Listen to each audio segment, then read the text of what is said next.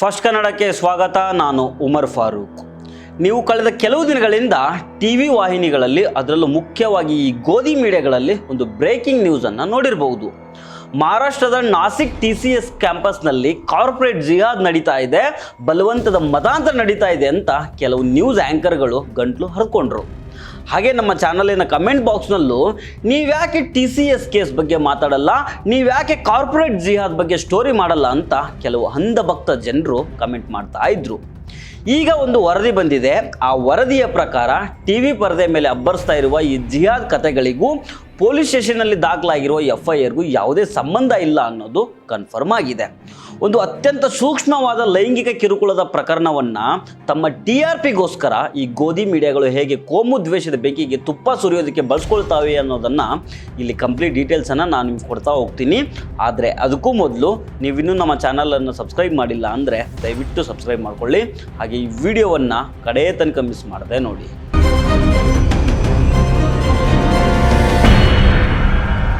ಈ ಇಡೀ ಸುಳ್ಳಿನ ಕಂತೆ ಬಯಲಾಗಿದ್ದು association for protection of civil rights ಅಥವಾ APCR ತಂಡ ನಡೆಸಿದ ಸತ್ಯಶೋಧನಾ ವರದಿಯಿಂದ. ಅಷ್ಟಕ್ಕೂ ಈ ವಿವಾದ ಶುರುವಾಗಿದ್ದು ಎಲ್ಲಿಂದ ಗೊತ್ತಾ? ಜಿಹಾದ್ನಿಂದಲ್ಲ, ಬದಲಾಗಿ ಇಬ್ಬರು ವ್ಯಕ್ತಿಗಳ ನಡುವಿನ ವೈಯಕ್ತಿಕ ಸಂಬಂಧ ಮತ್ತು ಮುರಿದು ಬಿದ್ದ ಸ್ನೇಹದಿಂದ. ಈಗ ದೂರು ನೀಡಿರುವ ಮಹಿಳೆ ಮತ್ತು ಆರೋಪಿ ದಾನಿಶ್ ಶೇಖ್ ಇಬ್ಬರು ಕಾಲೇಜು ದಿನಗಳ ಸ್ನೇಹಿತರು. ತನಗೆ ಈ ಕಂಪನಿಯಲ್ಲಿ ಕೆಲಸ ಕೊಡಿಸಿದ್ದೇ ಆತ, ಜೊತೆಗೆ ನಮ್ಮಿಬ್ಬರ ನಡುವೆ ಸಂಬಂಧವೂ ಇತ್ತು ಅಂತ ಸ್ವತಃ ದೂರು ಕೊಟ್ಟ ಮಹಿಳೆ ಒಪ್ಕೊಂಡಿದ್ದಾರೆ. ಫೆಬ್ರವರಿ 2022ರಿಂದ ಮಾರ್ಚ್ 2026 ನಡುವೆ ನಡೆದಿದೆ ಎನ್ನಲಾದ ಈ ವೈಯಕ್ತಿಕ ವಿವಾದ ಆಮೇಲೆ ಕ್ರಿಮಿನಲ್ ಪ್ರಕರಣವಾಗಿ ಅತ್ಯಾಚಾರದ ಆರೋಪವಾಗಿ ಬದಲಾಗುತ್ತೆ. ಮಾರ್ಚ್ 26ನೇ ತಾರೀಕು ಮೊದಲ FIR ದಾಖಲಾಗುತ್ತೆ. ಆದರೆ ಇಲ್ಲಿ ಆಶ್ಚರ್ಯ ಏನಪ್ಪ ಅಂತಂದರೆ, ಈ ದೂರು ದಾಖಲಾದ ಕೆಲವೇ ದಿನಗಳಲ್ಲಿ ಸಾಲು ದೂರುಗಳು ಬರೋದಕ್ಕೆ ಶುರುವಾಗ್ತವೆ. ಬರೋಬ್ಬರಿ 7 ಜನ ಮಹಿಳೆಯರು ತಮ್ಮ ಹಿರಿಯ ಸಹೋದ್ಯೋಗಿಗಳಿಂದ ಲೈಂಗಿಕ ಮತ್ತು ಮಾನಸಿಕ ಕಿರುಕುಳ ಆಗಿದೆ ಅಂತ ಪೊಲೀಸ್ ಸ್ಟೇಷನ್ ಮೆಟ್ಲು ಏರ್ತಾರೆ. ದೂರುಗಳು ದಾಖಲಾದ ವೇಗ ಮತ್ತು ಅದಕ್ಕೆ ರಾತ್ರೋರಾತ್ರಿ ಬಳಿಯಲಾದ ಧಾರ್ಮಿಕ ಬಣ್ಣ ಹಲವು ಅನುಮಾನಗಳಿಗೆ ಕಾರಣ ಆಗುತ್ತೆ. ತನಿಖೆ ಚುರುಕುಗೊಳಿಸಿದ ಪೊಲೀಸರು ಒಟ್ಟು 7 ಜನರನ್ನು ಅರೆಸ್ಟ್ ಮಾಡಿದ್ದಾರೆ. ಈಗ ನೀವು ಈ ಬಂಧಿತರ ಹೆಸರುಗಳನ್ನು ಗಮನವಿಟ್ಟು ಕೇಳಿಸ್ಕೊಳ್ಬೇಕು. ಬಂಧಿತರಾದವರು ದಾನಿಶ್ ಶೇಖ್, ತೌಸೀಫ್ ಅತ್ತರು, ರಜಾ ರಫೀಕ್ ಮೆಮನ್ನು, ಶಾರುಖ್ ಖುರೇಶಿ, ಶಫಿ ಶೇಖ್ ಮತ್ತು ಆಸಿಫ್ ಅಫ್ತಾಬ್ ಅನ್ಸಾರಿ. ಇವರ ಜೊತೆಗೆ ಪೊಲೀಸರು ಇನ್ನೊಬ್ಬರನ್ನ ಅರೆಸ್ಟ್ ಮಾಡಿದ್ದಾರೆ. ಅವರೇ ಮಹಿಳೆಯರ ದೂರುಗಳನ್ನು ನಿರ್ಲಕ್ಷ್ಯ ಮಾಡಿದ ಆರೋಪದ ಮೇಲೆ ಅರೆಸ್ಟ್ ಆದ ಕಂಪನಿಯ HR ಮುಖ್ಯಸ್ಥೆ ಅಶ್ವಿನಿ ಚೈನಾನಿ. ಇಲ್ಲೇ ಇರೋದು ಅಸಲಿ ಟ್ವಿಸ್ಟು. ಬಂಧಿತರಾದವರಲ್ಲಿ ಹಿಂದೂ ಮತ್ತು ಮುಸ್ಲಿಂ ಹೀಗೆ 2 ಸಮುದಾಯಕ್ಕೆ ಸೇರಿದವರಿದ್ದಾರೆ. ಆದರೂ ನಮ್ಮ ಗೋಧಿ ಮೀಡಿಯಾಗಳು ಏನು ಮಾಡಿದ್ವು? ಈ ಪ್ರಕರಣವನ್ನು ಕೇವಲ ಒಂದು ನಿರ್ದಿಷ್ಟ ಸಮುದಾಯಕ್ಕೆ ಮಾತ್ರ ಕಟ್ಟಾಕಿ ಜಿಹಾದ್ ಅನ್ನೋ ಲೇಬಲ್ಲು ಅಂಟಿಸ್ಬಿಟ್ವು.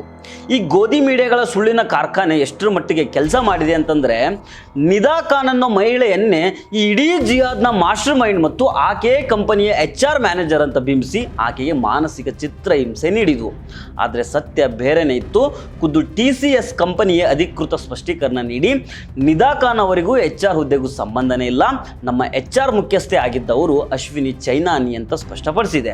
ವಿಚಾರಣೆ ಇನ್ನೂ ಪ್ರಾಥಮಿಕ ಹಂತದಲ್ಲಿದೆ. ಧಾರ್ಮಿಕ ಮತಾಂತರ ನಡೆದಿದೆ ಅನ್ನೋದಕ್ಕೆ ಪೊಲೀಸರಿಗೆ ಒಂದೇ ಒಂದು ಸಾಕ್ಷ್ಯ ಕೂಡ ಸಿಕ್ಕಿಲ್ಲ. ಆದರೂ TV ಸ್ಟುಡಿಯೋಗಳಲ್ಲಿ ಕುಳಿತ ಆ್ಯಂಕರ್ಗಳು ತಾವೇ ಜಡ್ಜ್ಗಳಾಗಿ ತೀರ್ಪು ಬರಿತಾ ಸಮಾಜದಲ್ಲಿ ವಿಷ ಕಾರ್ತಾ ಇದ್ದಾರೆ. ಹಾಗಾದರೆ ಈ ಶಕ್ತಿಗಳು ಹೀಗೆ ಜನತೆಯ ಕಣ್ಣಿಗೆ ಮಣ್ಣಿರಿಸ್ತಾ ಇರುವ ಉದ್ದೇಶವಾದರೂ ಏನು? ಉತ್ತರ ಬಹಳ ಸ್ಪಷ್ಟ. ಕೆಲಸದ ಸ್ಥಳಗಳಲ್ಲಿ ನಡೆಯುವ ಆಡಳಿತ ಮಂಡಳಿಯ ವೈಫಲ್ಯಗಳನ್ನು ಮುಚ್ಚಿ ಹಾಕೋದು ಮತ್ತು ಅದನ್ನು ಕೋಮು ದಳ್ಳೂರಿಯಾಗಿ ಬದಲಾಯಿಸೋದು. ಕಂಪನಿಯ ಒಳಗೆ ದೂರು ನಿವಾರಣಾ ವ್ಯವಸ್ಥೆ ಸಂಪೂರ್ಣವಾಗಿ ವಿಫಲವಾಗಿದೆ.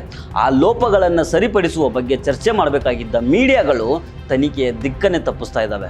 ನೋಡಿ, ಮಹಿಳೆಯರ ಮೇಲೆ ಲೈಂಗಿಕ ಕಿರುಕುಳ ನಡೆದಿದೆ ಅಂತಾದಲ್ಲಿ ಅದು ಯಾವುದೇ ಸಂಸ್ಥೆಯಾಗಿರಲಿ, ಇಡೀ ಸಮಾಜ ತಲೆ ತಗ್ಗಿಸ್ಬೇಕಾಗಿರೋ ವಿಚಾರ. ಈ ಹೇಯ ಕೃತ್ಯ ಎಸಗಿದ ಕಾಮುಕರು ಯಾವುದೇ ಧರ್ಮದವರಾಗಿರಲಿ, ಅವರೆಷ್ಟೇ ದೊಡ್ಡ ಹುದ್ದೆಯಲ್ಲಿರಲಿ, ಅವರಿಗೆ ಕಾನೂನಿನ ಅಡಿಯಲ್ಲಿ ಕಠಿಣ ಶಿಕ್ಷೆ ಆಗಲೇಬೇಕು. ಅದರಲ್ಲಿ ರಾಜಿಯೇ ಇಲ್ಲ. ಆದರೆ ಸಂತ್ರಸ್ತ ಮಹಿಳೆಯರ ಪರವಾಗಿ ನಿಲ್ಲಬೇಕಾಗಿದ್ದ ಈ ಗೋಧಿ ಮಾಧ್ಯಮಗಳು ಈ ಸೂಕ್ಷ್ಮ ಪ್ರಕರಣವನ್ನು ನಡೆಸ್ಕೊಳ್ತಾ ಇರುವ ರೀತಿ ಇದೆಯಲ್ಲ, ಅದು ನಿಜಕ್ಕೂ ಅಸಹ್ಯಕರ. ಲೈಂಗಿಕ ದೌರ್ಜನ್ಯದಂತಹ ಕ್ರೂರ ಅಪರಾಧವನ್ನು ಕೂಡ ಕೋಮು ದ್ವೇಷದ ಕನ್ನಡಕದಿಂದ ನೋಡೋದು ಅಂದರೆ ಏನರ್ಥ ಸ್ವಾಮಿ?